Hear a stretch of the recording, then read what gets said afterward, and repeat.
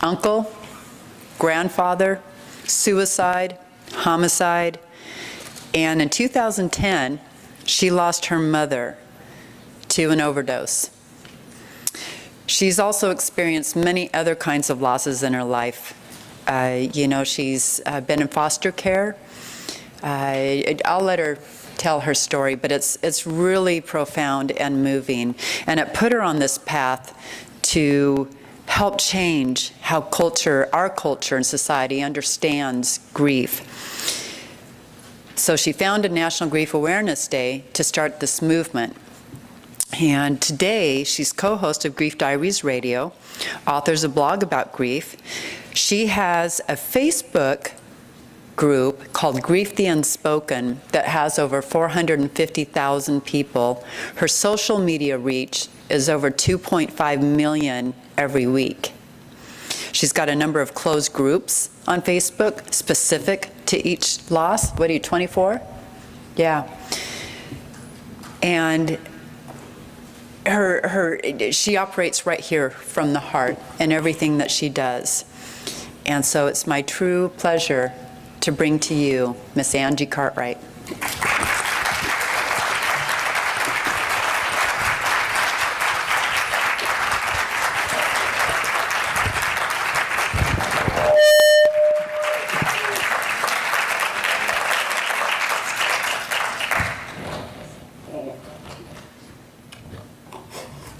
There it goes. See, we cried here. Grief convention. Let's start crying. I can't see right there. Benjamin, I stole your roses. Where are you? Where is he? He said he was going to do the wave. I can't see him. I just love that ceremony. Who was here for Benjamin's talk with that rose ceremony?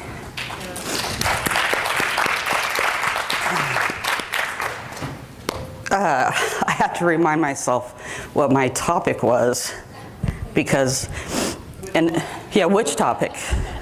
But it's the National Grief and Hope Convention, and I think that there's hope that's been created here, and there's something that's started and has been put into place. And for all the people that have brought in their, we call you exhibitors, but I know that they've lost children, and many of them have walked this path, and that's what's brought them here. So probably everybody that sits in this room has known darkness. And many of them that are here are either in the darkness still right now, at this very moment. Oop, if I trip, I'm sorry. Or they are in the middle of that, or they have found some light, but they still have those days. I may go home after this, guys, and let it all out, you know? And that's, my husband, Jason, you want to stand up? Jason's here. He's the rose guy. And he got to watch me grieve my mother for the horrific behind-the-scenes grief. He lost me when I lost her and basically lived by himself.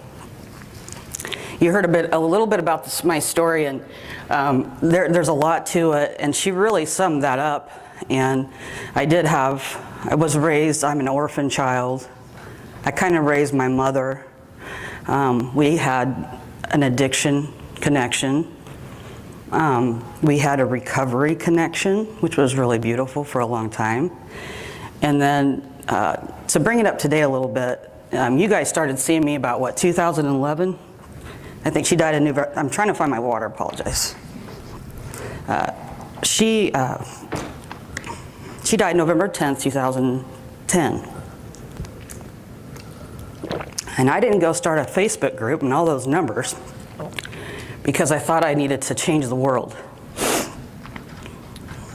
I went to do that because I'd had experience with grief and knew it had been a long time. My husband had died in 1996. His name was Tom, and rock and roll singer. Was in love with the rock, you know that summer of '69 had a band, and it was the wrong year, But I mean, it was really my song, and long hair and bikers and all that stuff, and we partied, and alcohol took his life. He was drinking and driving, and we were on a back road. He killed him. And I survived, and at that moment didn't know why. So I know what survivor's grief is like. I had the same feeling when my mom died. I found out at 28 days sober after a 7-year stint of recovery, and she had had a 5-year stint of recovery. We had both relapsed, not at the same time, but pretty much. And I said, you know, Mom, I gotta go. I love recovery. I love what I had. I loved what I had started in 2003, which was finding my truth and healing and not knowing really what that truth was, but I was gonna go find it, you know. And so I had some peace, and I had found some spirit and some faith that I had never experienced in my life. Faith wasn't given to me when I was a child. And then of course you heard some of my life, and there was, well, you heard the life. So I was raised with booze, music, pain, abuse. I watched my mother get her liver split open, her jaw split open. When we left California, we didn't leave California. When I was 5 years old, we escaped California. So I know those kinds of things as well. So yeah, we joke about it sometimes, and you know, I could joke about it today, and then I can't joke about it. There's days I can't joke about them, but there's days that we can. It's like, I never knew I was gonna be the poster child for grief, but that's what Linda called me one day, and I kind of giggled at that, but I'm glad it isn't the poster child for meth, you know. Saying, I do have a recovery date, so. And I know my mom would giggle about that, you know. I know she would find the funny in that. Carol talked about finding the funny in some of the pain. And if you would have said, Angie, you know what, in about, not quite 5 years, you're gonna be standing there, and you're gonna be talking to a whole bunch of people, and you're gonna have all these people in these groups, and people are gonna come up, and you're gonna declare a day, and all of that, and like, do you need some help? Do you need to go to treatment? Because I'm telling you, that's not me. I was deciding to check out. I was just trying to figure out how to. Because I do have children in my life. I did give up a child for adoption when I was 13 years old. It was in the system till I was 18. But I have children, and I have two stepsons, and a lot of grandchildren coming. By the end of the year, there'll be 6 of them. I'm 41 grandma. This is what happened. Now, I know I don't have a lot of time, and there's so much to say, but what is coming out of the dark and into light? What does that mean? What is that? Well, we all know what darkness is. Some of us even have it today. I had it when he was singing some of it. Did the darkness set in? You know, I didn't get to hear all of his story, but when I hear the word orphan, that's me. I was conceived in a blackout, you know. I don't know who, you know, I was my mom's mom. And I don't know what that's like. And she's Mama Phil. I'll say, it's your orphan child. Do I wear sandals with this dress, or what do I do? I don't know what to do. And she goes, that will be appropriate. Do not wear jeans. Okay. That was real text, right? Yeah. And the toes are done. But if you catch me where I live, I'm not going to give you my address, but sorry, because there are some people that do want to come live with me. God bless them. Is that you probably wouldn't know who I was, and that's truly happened. I had to go in and get some clothes before I got here, and this lady said, well, what are you wearing? I go, I really don't know. So here's the pictures. And she goes, that's you? Is that good or bad? I don't know what that is. So I think maybe that could be a good thing too. I love to wear pajamas and run around in the grocery stores and just, hang out. That's who I really am. I'm just a human being. That's who I am. Who's Angie Cartwright? I'm a human being. And I have a lot of feelings, and I've been made up of feelings. We're made of them, right? But we've been raised in a society that says, if you feel good, it's good. And if you don't, you have a little bit of time, next commercial. It's the end of the sadness. The movie's over. Good ending. And then it's done. And at 21, I'll go into, a couple of the losses. At 21, when Tom died, I was devastated. Pissed off. Enraged. He had a 5-year-old daughter. Was not my child. Why did I live? And I get to see my children and the things I've done. I've done some things in my life. Well, and he was a great man. Why didn't we both go? So I figured out how to die. I remember trying to run my car into walls, things like that. And I was under the influence a lot of the times, in these times, and sometimes I wasn't. And, I remember I was talking to my class. Are they still here, the class? Because I'll tell you what, they got a really good first shot of me. It wasn't real good. I was running late to the class, and they're like, she needs some help. But I think it was about 6 months out, and I had a pamphlet thrown at me and said, it's been 6 months since Tom's been gone, and you need to get it together. Them children need you. You know what that did for me? I'm not talking to you. Check.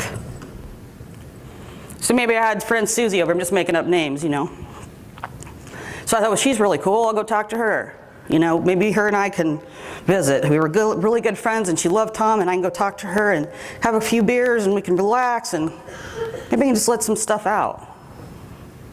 Angie, you need to get a grip. Your other children need you. Check. And so you end up down in this darkness, And it was in 1996, they didn't have even what we have today, and even what we have today we're still having to have conventions that are just starting today. It is not a great number to have. I don't celebrate how many people I have on my grief page. I was new to it when I first began. If you go look at my earlier postings, I did what everybody else did, and I thought one day I went, wait a second, thanks fans on a grief page? What are you doing? What are you doing? As I started to try to find my footing, and what that means by footing is that Spirit put people in my path that I didn't know were going to help me heal. Whether it was another grieving person, whether it was somebody who had some education, they usually had to have some prerequisites. They had to know darkness, and they had to know what grief was, and I had to have a little trust. And I found out that was okay for me to do. Finally.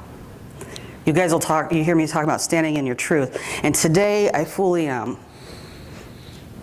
Today. That's an empowering moment. Does it not mean that I still don't miss my mom? God, I miss her. I miss my sister. I was talking to a girl the other day, and I'm not going to say anything, but she couldn't get it out from here. Who knows that feeling where you just want to scream it in the middle of a room?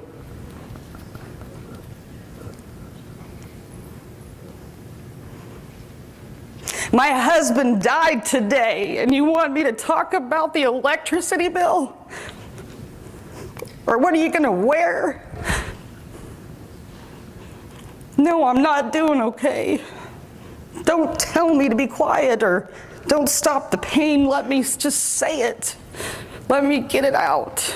Don't make me feel like I'm a crazy person. Grief already makes you feel crazy. Don't look like the deer in the headlights when I'm coming. Griever alert, bing, gone, it's Now we're going to make t-shirts and warn them, You're like, oh, you're making money off people with grief. No, the grievers are buying them, and we're getting prepped. You know what I mean? It's like, griever alert. If you don't want to hear it and you don't want to know, don't ask. You know what I mean? Seriously. So these groups started, and she named the numbers. And what that numbers means is we got a lot of work to do. And I get to be one of the ones that get to do that. And I'll tell you, the defining moment of my life, and I don't know how much time I have, so you're going to have to really go, say, Auntie, chop, chop. Is the defining moment wasn't really beautiful. My husband he's been here, and you guys have got to visit with him, some of you, is that he got to watch me not bathe. I didn't eat or ate a lot. I ate a cheesecake a week, or a day. Did the cheesecake thing. Drove around in my car, smoked tons of cigarettes, jammed up the music, and figured out ways to not connect to another human being. Because if I did, I'd have to lose you. How do you do that? But you start thinking about it. And then you go to Dylan's, and that's in Kansas, it's a Dylan store. I don't know if you guys know what Dylan's is, but it says, how are you doing? And you go, I'm fine. I'm great. I don't do that anymore. And I don't sit there and I don't tell him all my business. Sometimes my husband, he doesn't go to the store with me a lot. But we do go to the store. And I try to, calm it down a little bit. But what I have seen is this, is if I'm not doing really well, you know how the checkout people will be like, say, how are you doing? And we're programmed people in this world to say, I'm doing great. How do I know if that person isn't going to go blow their head off? I've lived that stuff. I have lived that stuff. I have lived that stuff. We see that stuff. We know that stuff. You know, maybe not the same deaths, maybe not the same experiences, but we know what that's like, especially if you've lost a human being, somebody that you've really loved. You know how fragile life is, and how every time I tell you that I feel better when I don't, that I am giving a part of me away, that there's hardly anything left to give. And we call it in our world depression. Now, I do believe in depression. My family had we've had mental illness. I believe in it. I believe we need to be medicated. I believe that if you need it, you need it. I do. Both my uncles had schizophrenia, so please don't get me wrong when I say that. But a correct diagnosis. How many people went into a doctor's office and says, have you ever grieved anybody? Anybody got that on their doctor's offices? Not one hand has went up. One hand? You? Amen. Because it needs to be on every medical form. I was on antidepressants. Today I'm on them because I do have some depression. I have some health issues. But I was on that all my life thinking, you know, I have all this depression, and I never, if you ever took a box of soap and tried to change a flat tire, it just doesn't work. You need the correct tools to do it. And I don't mean like fix me, but I mean, you know, the soap, the tire, it just is not going to work. And so it was just like, as this stuff was happening after my mom died, and I had all this rage, because what happened is I went back into 2010 and I said, you know, it's been a long time since Tom died. I'm going to try some counseling. I hadn't been there in a long time, and I thought, I got my children, I've got my husband, I've got all this stuff. I've had a good life. One shoestring left, you know, hanging by a shoestring. I'm going to go in, and maybe things have changed. And I got there, and I started telling her my story. I don't know how long it had been. And I said, you know, my mom was found on a drug floor, and she was, you know, probably in her urine and disgraced and all that stuff. And this was her response.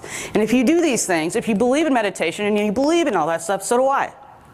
But when somebody is in grief, when you guys are grieving, did your mind race when you lost somebody? Did your mind start racing? I mean, mine's right now still. It'll be 5 years. I mean, I still have it. I've got PTSD, guys. Do I medicate it today? No, everybody's got their own personal issue there, but I don't. But this lady said to me after I started telling her my story, and I started telling her the stuff that you know today, Angie, have you ever tried chanting? Let me ask you, 4 weeks out of your loss, go try to go home and chant. Do you guys know who Medea is? She said, chant the hell up. You know, shut up. You know, I couldn't apply that tool, and I'm thinking to myself, it's not changed. It may, I'm not saying everywhere, because what I found out on the internet, it has begun to change. There are people that have been here before me. One of them's right there, Benjamin. Don back there, hi Don. He's my coach, and he listens to me a lot. That there had been people before me, and they're here, and I found them, and the door opened here, and it opened there, and it opened here, and they were there. But we needed to get together, and we needed to hook up, because these grievers are slipping through the cracks, and they're not able to say how they feel. And the one thing that's happening to them is that they spend more time, who feels like they're defending their grief rather than experiencing their grief? Huge difference, isn't it? Who has not wanted to go somewhere, but they went? All hands up. We impress people to kill ourselves. And I had to, I was up in an attic apartment. I'll tell some of that story later. But I was up in my attic apartment, and with a rent-to-buy computer, mind you, life in the pot. And some self-created, some not. And no one was around. And, you know, I am a person of faith, but me and God were arguing a lot at that time. And I had really good friends. One of my ministers had married me and Jason, and he said, you know, God's big enough to handle that. And I said, I hope so. But I was by myself one day, and I don't know what happened, but I said, God, I didn't want to leave the house. I mean, I'm one of those people that don't want to leave the house, and people are like, oh God, what's wrong with her? Well, everything. That's what's wrong with me, everything. My mom died, and I'm not very happy today. That's what's wrong. That is exactly what's wrong. If you're questioning what's wrong with me, then you might not be my friend. You haven't came by to see me, and that's okay. That's okay. Life changes. I had to stop explaining myself. I had to stop giving myself to you. It's like I'm the one that's dying, but I'm supporting you. I had to stop. I had to stop doing those things. And I'll tell you, when those things start to happen, and they're a little bit at a time, because it's still to me today, and I'll tell you this, I can sit up here right now, and I can be in a room and still feel a little bit like I can't share. I have to fill the room out. I have to fill the room out. So I literally was on my knees. I used to think, are those people when they say they hit their knees, are they really hitting them? You ever thought that? I do. And I did get on my knees, and it wasn't really pretty. I probably hadn't bathed in 7 or 8 days. It happens a lot. Hair hadn't been shaved in the legs for a very long time. Hair in armpits. Jason was gone. I can figure out why.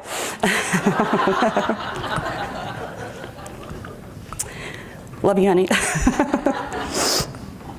He was grieving a wife, huh?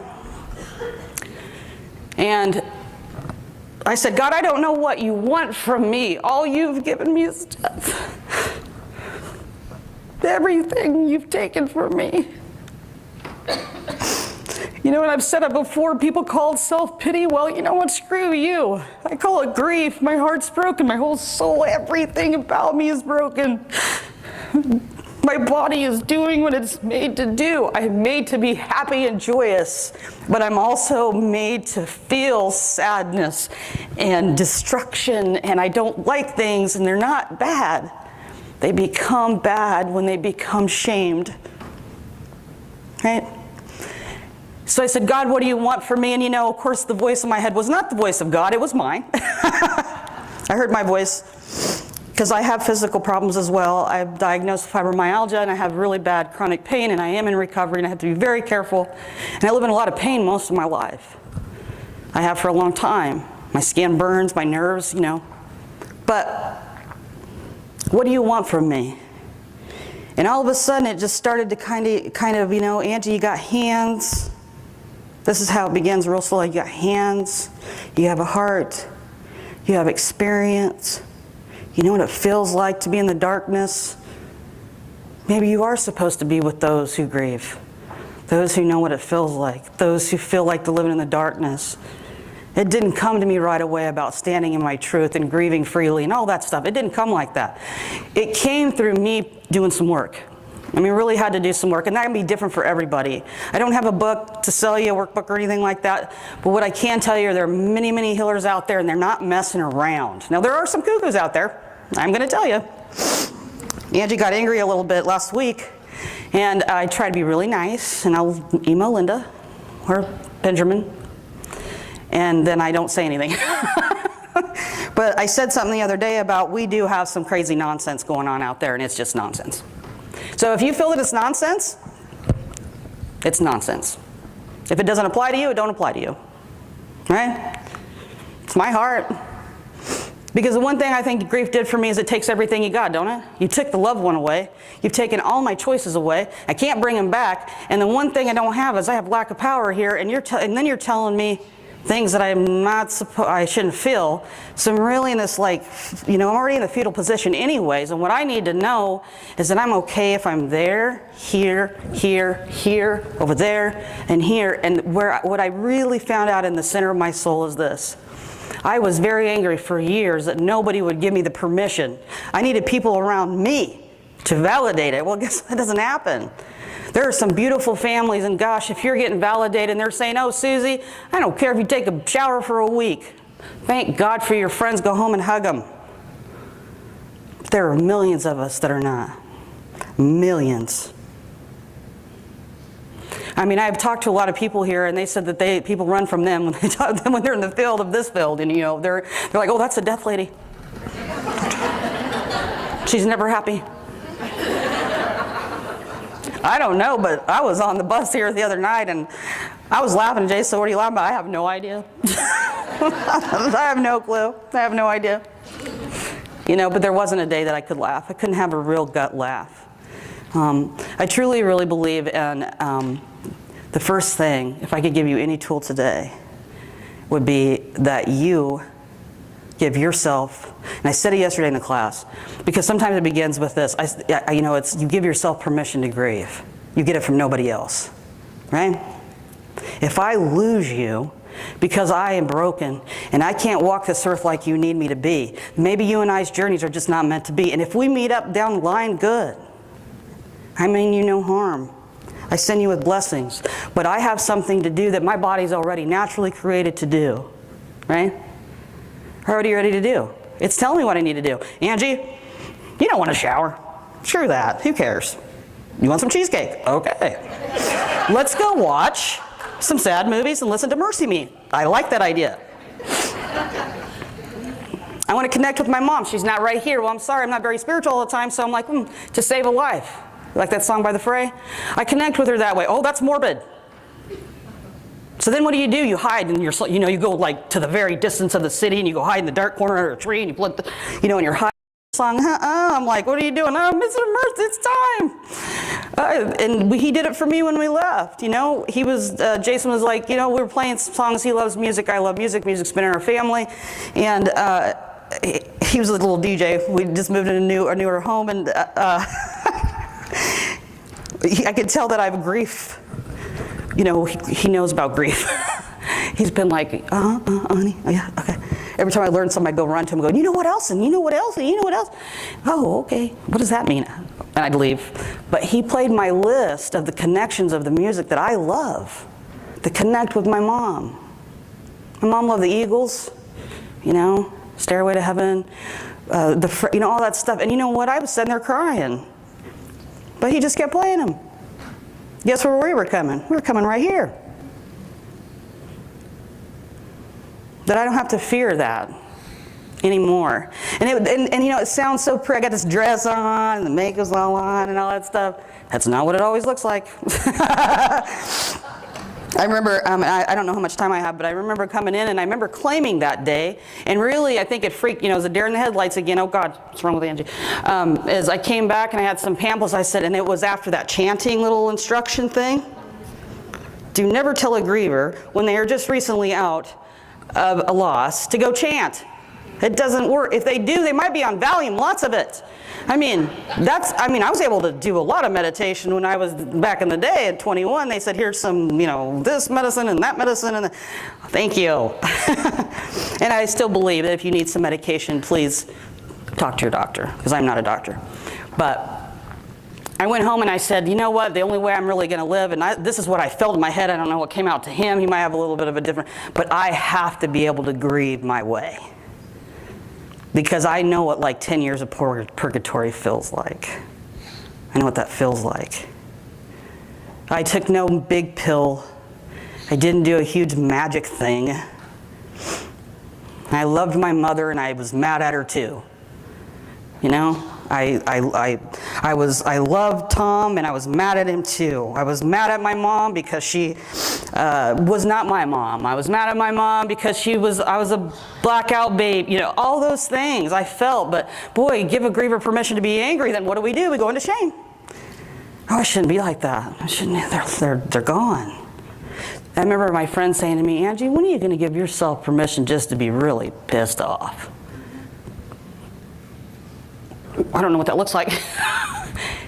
Bull crap. It's already in there. Well, don't go hurting anybody and go to jail or anything, but say it. And I think I had finally one day went in the living room again, my husband. He's like, what's wrong? I said, I am so angry that she left me. So angry that she left me. And it was more than that. I can't even reproduce that moment. You can't. You just can't, So, again, and I said it again one more time, and I don't want to get off track about the tool today, is this, that sometimes we have to begin We can't, it's like, what do you mean give myself permission to grieve? Well, I've got this person and this person, that person, this person, you know, and all these people I got to work with, and I know you have to go out in the real world, but how much are you willing to sacrifice of you? You have to ask yourself that. You know, I love my mom. I'm going to honor her life. And when I shed a tear, there's a story in it. You know, I brought the roses back up here, Benjamin. I don't know if you've seen them. Because, you know, each tear that I shed for anybody is a story there. There's a story there. And that one little teardrop is a story. Each one of them is a story. And so when I have a grief day, or you want to call it a mom day, or whatever day you want to call it, it's your day. I loved her. I miss her. I'd rather her be in here, but I'll tell you what, I know she's sitting over there. I see her in other people. I think Linda said one time to me, she said, Angie, the sun will rise. I had a lot of hope for my mom that she didn't get. And so actually this all started out of that.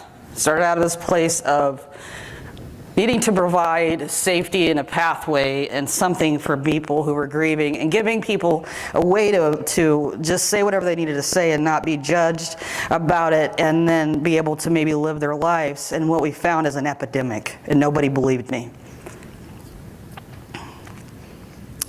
And now people believe it, because I'm not going anywhere. I do have a petition on change.org. I don't know how, it's been on there a long time. It's got 10,000 signatures. I need 1 million for whoever's in the presidency by then to even give me an attention. I would like a National Grief Awareness Day. It's the day of my mother's birthday. It's August 30th. And what that day is that we grieve every day. It's not a day of celebration and, oh, look, we're grieving and crying.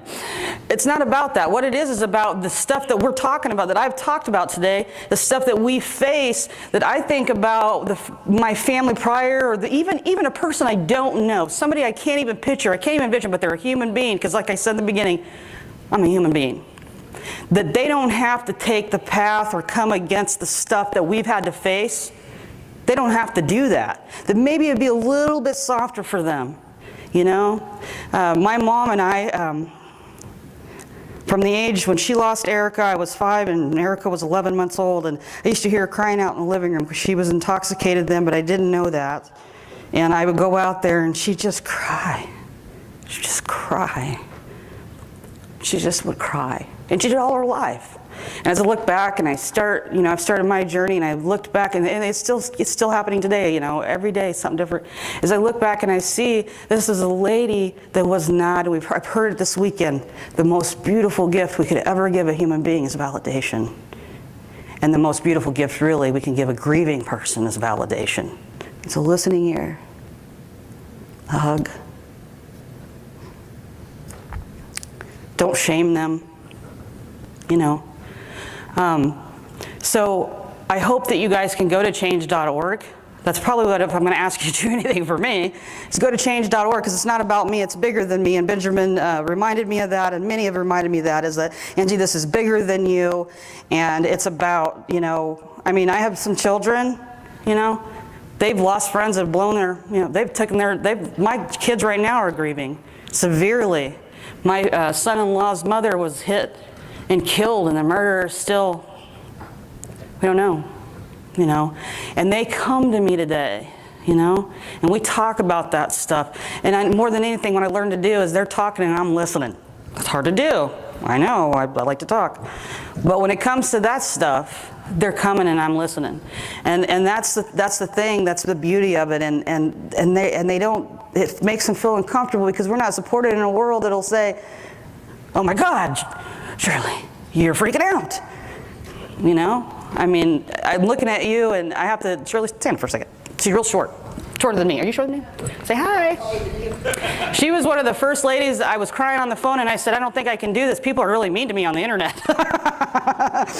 And I wanted to keep everybody in my groups, and I wanted to be nice and kind, and I am, and all that. And who wants to kick a griever out of a group, really? I mean, that's really hard stuff to do. I mean, really, really is. It's like, where are they going to go? Where do you send them?